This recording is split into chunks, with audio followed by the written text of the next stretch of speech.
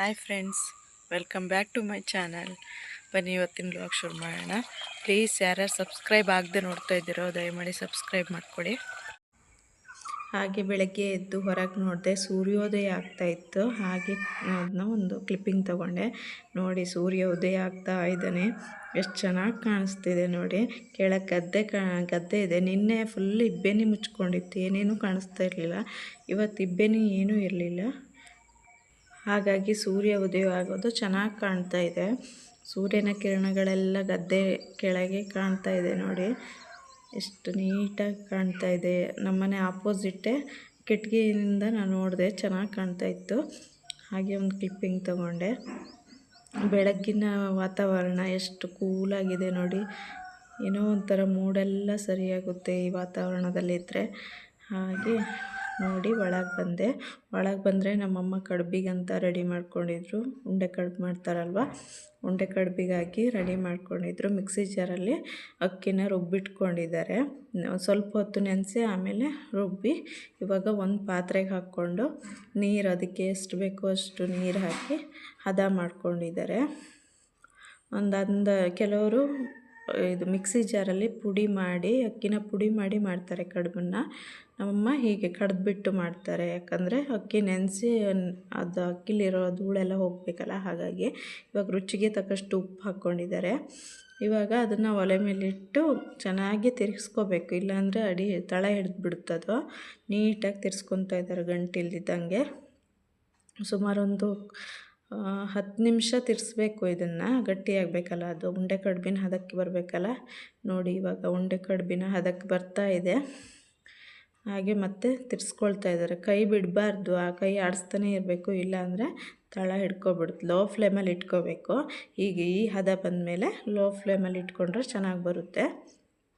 ಆಯಿತು, ಇವಾಗ ಕೆಳಗೆ ಇಳಿಸ್ತಾ ಇದ್ದಾರೆ ನೋಡಿ. ಈ ಹದ ಬರಬೇಕು, ಕಡುಬು ಕಟ್ಟೋದಕ್ಕೆ ಚೆನ್ನಾಗಾಗುತ್ತೆ. ಈ ಹದ ಬಂದರೆ ಗಂಟಾಗಲ್ಲ, ಏನೂ ಆಗಲ್ಲ, ಚೆನ್ನಾಗಾಗುತ್ತೆ ಈ ಥರ ಮಾಡಿದ್ರೆ. ಇವಾಗ ನೋಡಿ, ಉಂಡೆ ಕಡುಬು ಕಟ್ತಾ ಇದ್ದಾರೆ ನಮ್ಮಮ್ಮ. ಕಟ್ಟಿ ಇಟ್ಟಿದ್ದಾರೆ, ಸ್ವಲ್ಪ ಇನ್ನೂ ಕಟ್ತಾ ಇದ್ದಾರೆ. ಎಷ್ಟು ಚೆನ್ನಾಗಿ ಕಾಣ್ತಾ ಇದೆ ನೋಡಿ. ಮಲೆನಾಡು ಸ್ಪೆಷಲ್ ಉಂಡೆ ಕಡುಬು. ಇವಾಗ ಸರ್ಗೋಲಿ ಇರುತ್ತಲ್ವ, ಸರ್ಗೋಲಿ ಹಾಕಿ ಬೇಯಿಸ್ಕೊಳ್ತಾ ಇದ್ದಾರೆ. ಸರ್ಗೋಲಿ ಇಲ್ಲ ಅಂತಂದವರು ಇಡ್ಲಿ ಸೆಟ್ ಬರುತ್ತಲ್ವ, ಇಡ್ಲಿ ಪಾತ್ರೆ, ಅದರಲ್ಲಿ ಕೂಡ ಬೇಯಿಸ್ಕೋಬೋದು. ಒಂದು 10 ಮಿನಿಟ್ ಬೇಯಿಸ್ಕೋಬೇಕಾಗುತ್ತೆ. ಇವಾಗ ಮತ್ತೆ ನಮ್ಮ ಅಣ್ಣಂಗೆ ಬಾಕ್ಸಿಗೆ ತೊಗೊಂಡು ಹೋಗ್ಲಿಕ್ಕಂತ ನಮ್ಮಮ್ಮ ಚಿತ್ರಾನ್ನಕ್ಕೆ ಒಗ್ಗರಣೆ ಹಾಕ್ಕೊಂಡಿದ್ರು ನೋಡಿ. ಇವಾಗ ಚಿತ್ರಾನ್ನ ಮಿಕ್ಸ್ ಮಾಡ್ತಾ ಇದ್ದಾರೆ. ಅವ್ನು ಡೈಲಿ ಬಾಕ್ಸ್ ತೊಗೊಂಡು ಹೋಗ್ತಾನೆ, ಹಾಗಾಗಿ ಚಿತ್ರಾನ್ನ ಮಾಡಿದ್ರು ಇವತ್ತು ಬಾಕ್ಸಿಗೆ ಅಂಥೇಳಿ. ಹಾಗೆ ಹೊರಗಡೆ ಬಂದೆ. ಎಷ್ಟು ಗಾಳಿ ಇತ್ತು ಗೊತ್ತಾ ಇವತ್ತು, ತುಂಬಾ ಗಾಳಿ ಇತ್ತು ಹೊರಗಡೆ.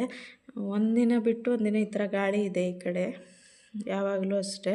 ಇವತ್ತಾದರೆ ಸಿಕ್ಕಾಪಟ್ಟೆ ಗಾಳಿ ಇತ್ತು ಹೊರಗೆ.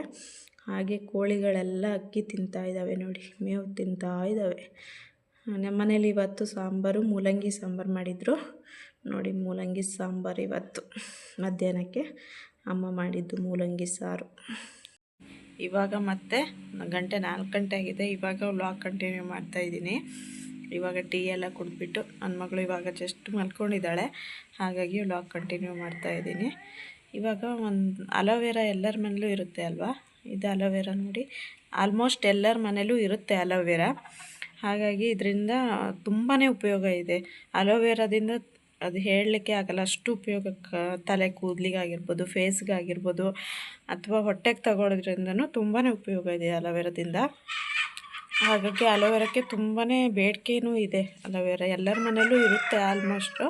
ನಾನಿವತ್ತು ಚಿಕ್ಕ ಮಕ್ಕಳಿಗೆ ಹೇಗೆ ಉಪಯೋಗಿಸ್ಬೋದು ಅನ್ನೋದನ್ನ ಹೇಳ್ಕೊಡ್ತೀನಿ. ಸಣ್ಣ ಮಕ್ಕಳು ಇರ್ತಾವಲ್ವ, ಒಂದು 3 ರಿಂದ 6 ತಿಂಗಳು ಒಳಗಿನ ಮಕ್ಕಳಿಗೆ, ಹೆಚ್ಚಾಗಿ ಎಲ್ಲರ ಮನೆ ಮಕ್ಕಳಿಗೂ ಮೋಷನ್ ಪ್ರಾಬ್ಲಮ್ ಇದ್ದೇ ಇರುತ್ತೆ. ಮೋಷನ್ ಮಾಡಲ್ಲ ಸರಿಯಾಗಿ, 2 ದಿನಕ್ಕೊಂದ್ಸರಿ, 3 ದಿನಕ್ಕೊಂದ್ಸರಿ ಹೀಗೆಲ್ಲ ಮೋಷನ್ ಮಾಡ್ತಾರೆ ಮಕ್ಕಳು. ಹಾಗಾಗಿ ಈ ಅಲೋವೆರಾ ಜೆಲ್ಲಿಂದ ಏನು ಮಾಡ್ಬೋದು ಅಂತಂದರೆ, ಈ ಅಲೋವೆರಾ ಜೆಲ್ನ ಹೀಗೆ ಕಟ್ ಮಾಡಿಕೊಂಡು, ವೀಳ್ಯದೆಲೆ ಇರುತ್ತಲ್ವ, ಎಲ್ಲರ ಮನೇಲೂ ವೀಳ್ಯದೆಲೆ ಇರುತ್ತೆ ಆಲ್ಮೋಸ್ಟು. ಆ ವೀಳ್ಯದೆಲೆ ತೊಟ್ಟಲ್ಲಿ ಈ ಅಲೋವೆರಾ ಜೆಲ್ಲನ್ನು ತಗೊಳ್ಳಿ. ಸ್ವಲ್ಪ ತೊಟ್ಟಿಗೆ ತಾಗಿಸ್ಕೊಂಡು ಈ ಮಕ್ಕಳು ಮೋಷನ್ ಮಾಡೋ ಜಾಗಕ್ಕೆ ಸ್ವಲ್ಪ ಪ್ರೆಸ್ ಮಾಡಿ ಆ ತೊಟ್ಟನ್ನು.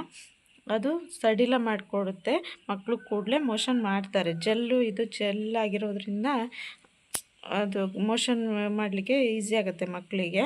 ಹಾಗಾಗಿ ಇದೊಂದು ಉಪಯೋಗನ ತಿಳಿಸ್ಕೊಳ್ಳೋಣ ಅಂತ ಅಂದ್ಕೊಂಡೆ, ಹಾಗಾಗಿ ತಿಳಿಸ್ಕೊಡ್ತಾಯಿದ್ದೀನಿ. ನಾನು ಟ್ರೈ ಮಾಡಿದ್ದೀನಿ, ಹಾಗಾಗಿ ಎಲ್ಲರಿಗೂ ಹೇಳ್ತಾಯಿದ್ದೀನಿ. ನೀವು ಟ್ರೈ ಮಾಡ್ಬೋದು ಆಯಿತಾ. ಅದು ಇವತ್ತಿನ ವೀಡಿಯೋದಲ್ಲಿ ತಿಳಿಸ್ಕೊಳ್ಳೋಣ ಅಂತ ತಿಳಿಸ್ಕೊಟ್ಟೆ. ಓಕೆ ಫ್ರೆಂಡ್ಸ್, ಇವತ್ತಿನ ವೀಡಿಯೋನ ನಾನು ಇಲ್ಲಿಗೆ ಎಂಡ್ ಮಾಡ್ತಾಯಿದ್ದೀನಿ. ಮತ್ತೆ ಇನ್ನೊಂದು ಬ್ಲಾಗಲ್ಲಿ ಸಿಗ್ತೀನಿ. Thank you for watching. Please ಎಲ್ಲರೂ ಸಬ್ಸ್ಕ್ರೈಬ್ ಮಾಡಿಕೊಂಡು ವೀಡಿಯೋ ನೋಡಿ ಅಂತ ಕೇಳ್ಕೊತೀನಿ. ಬಾಯ್. ಓಕೆ.